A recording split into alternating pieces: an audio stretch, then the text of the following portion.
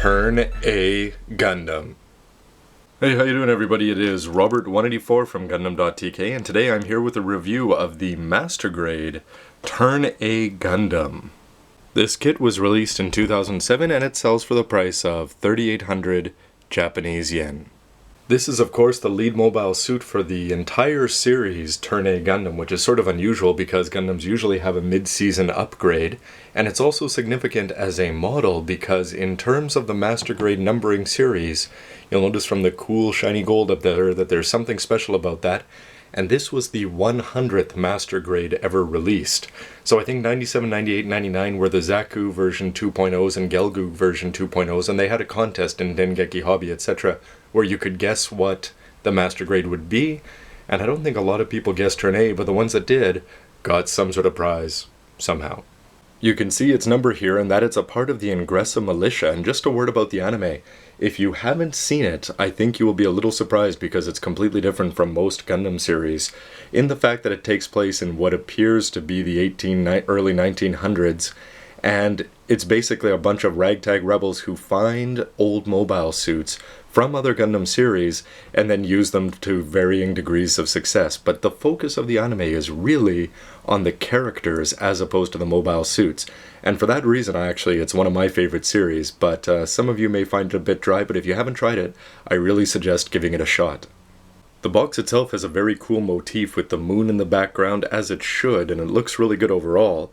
And just the overall style, there's a real focus on the line art. Here you get a front shot of the Turn A Gundam holding its beam rifle.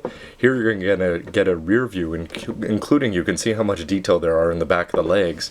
Then we get some suit about the about the Turn A Gundam itself. You get a shot of the head and how they tried to reproduce its unique head. For other weapons, it also comes with a really well-designed shield, 2 pink beam sabers, and a hyper hammer. And the most important thing, for those of you who are used to the awesomeness of, let's say, Strike Freedom or 00, you may be surprised to learn that the Turn A Gundam was used as a very effective washing machine, and that it was also used to transport cows, which they give you with this plastic model. Looking around at the other side of the box, you really get the impression of how much effort Bandai put into this Master Grade, because for me, I'm getting ahead of myself, but it just has so many well-designed features in it that it takes what could be considered to be a horribly ugly mobile suit design, and they just added so many features. Like if you look at the legs here, the way the legs are able to bend forward at the shins, and you can also see the bend of the knee there, but just tiny details like that just really show how much they cared about making this 100th Master Grade the best it could be. The waist has a very cool bit of mobility and moves basically all over the place. And if you take a look at the shoulders are built independent of the arms, and you're able to reach back, grasp the beam sabers, but because everything can move independently, you just get an idea here with this kind of awesome pose, and you can pull that off with an action base. There are not a lot of Master Grades that can do that kind of awesomeness. Now, unlike most Gundam core fighters, the core fighter actually just is attached plain onto the front of the Turn A Gundam, and here it's made of clear parts, in this case yellowy gold, but you can see the pilot, Lauren, inside at all times, and it also detaches, of course, and transforms into a pretty cool looking, though small, core fighter. Also, again, on the back of the legs, you get the thruster vanes, and those move really well, again, depending on how you bend the legs. But again, from the front, it's a very plain white design for the legs, but the back have a lot of independent and cool-looking design built into them. The shield, again, has this very clean and simple design, but the mechanics on the inside are really, really cool. You're able to slide this up and down. You're also able to mount it on either the left or right hand in addition to moving that. But it's the chest and the chest cavities, more specifically, of the Turn A Gundam that are really unique. So you can see that the cow is there and that these multi-purpose silos, they can pop out. So you can see that the cow goes in there, and you're also able to store missiles out in there. And that was a big part of the story for a while because Lauren was running around with atomic weapons in his chest for about 10 episodes. If you bought the Turn A Gundam when it first went on sale, they also included a free issue of Gunpla Ace, and it mostly, of course, just focuses on the Turn A Gundam. But you also get a shot of an unpainted Turn A Gundam, And the first thing you'll notice is how white it is. So when you go over here and you look at this, you'll notice that this is going to be the king of lining in terms of all Gundams. So if you don't line it, you're going to end up with a very good Turn A that stylistically looks fantastic, but you're really missing out on something. You can see the plates here with the clear gold, the red, the white, and a lot of gray overall.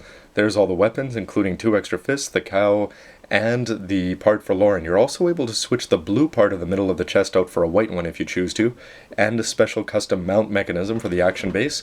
And here it is talking about this being the number 100th master grade ever made.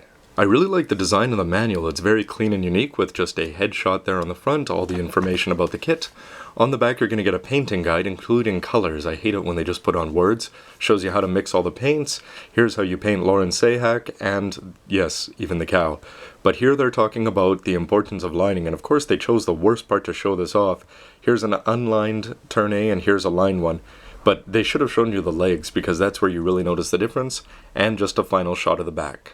When you crack it open, there's actually a message inside from Yoshiyuki Tomino, who was the director, of course, of First Gundam and a whole bunch of others, including Turn A, but he hasn't done anything recently. But anyway, he talks about the models here. Here you get some directions on how to put everything together, including how to put on the decals. Very clean designs, including a table of contents there. And the plates, you're going to get an A, B, C, D, E, F, G, H, I, J, and then you're going to get the parts for the Hyper Hammer and the 2 pink beam sabers.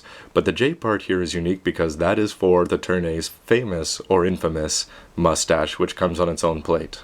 Pretty standard stuff inside, which is I'm glad to see though, because you get the picture of the part you're building, you're getting which plates you need, very clear and easy to understand directions, including a good mix of line art, which is always a cool thing.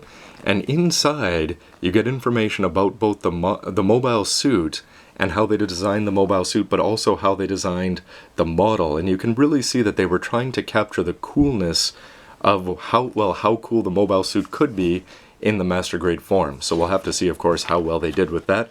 And the rest of the manual just shows you how to attach the weapons, the action base, etc. So as the bonus for buying it during its initial print run, you get this version of Gunpla Ace. And anyway, it goes on to talk about how this is, I should have mentioned this earlier, one of the Gundams who's actually designed not by a Japanese, but it's done by Sid Mead, who did a whole bunch of stuff, including Blade Runner, I believe, anyway, in America. So that's one reason why the Turn A has such a completely different design style from anything else you've seen in the Gundam universe. Inside you've got some very nice art of the Turn A Gundam in a very natural setting, which suits it very, very well. And then inside you're going to get a kit review, and it's sort of nice because this is an unlined version, so if you put in no lining at all, you really get an idea of how white this is going to be, but you can also get a lot of good idea from poses in here, which is great for people like me. Then they go on to talk about how they designed the kit, and they really put in a lot of work with the CAD programs there. Also inside they talk about the anime itself, and for fans of the show, these will probably become some of the most recognizable faces in all of Gundam for you, because really the depth of the character development that they spread out over that full series was pretty awesome. And if you go through the rest, you get a picture of, well, which one is that? I can't really tell. Here's a bunch of the surrounding suits that go around the Turn A Gundam into battle, and then a picture of the photographer, Lauren's friend from the moon, and some pictures. At the back, it also talks about the old pre-master grade releases. They had a 1/100th Turn A Gundam for 2,100 yen, and they also had a 1/100th Sumo Gold type with Harry Ord as the pilot. And then when you get into the 144th stuff, they had a regular Sumo, the Gold Sumo, the Turn X, which is its ultimate enemy, and they never released that in 1/100th. So hopefully we do get a master grade one day, the 144th Turn A, as well as a cop pool and a flat. At the back they also show off Char's custom Zakutu, which was number 98, and his Gelgoog, which is number 99, and this was the first time that you got to find out what the next master grade was, which is number 101, the Destiny Gundam. For regular Gundam seals, you get next to nothing. Really, these are just the eyes, but you do get a lot of decals, including the marks of the Ingressa Militia, etc., and the Turn A Gundam. So you can put these on if you choose, and they would look pretty good. And these green parts should go on the forehead, but I'll probably paint those instead. So that wraps up part 1 of my review of the Master Grade Turn A Gundam. This is Robert184 from gundam.tk, and don't forget to check out part 2 for the parts and details, and then see it all put together. Anyway, thanks for watching. If you liked the video, hit like, and always let me know what you think of the video or the suit with a comment. Anyway, thanks for watching, everybody. 10 minutes and no mustache jokes? For that, I must apologize.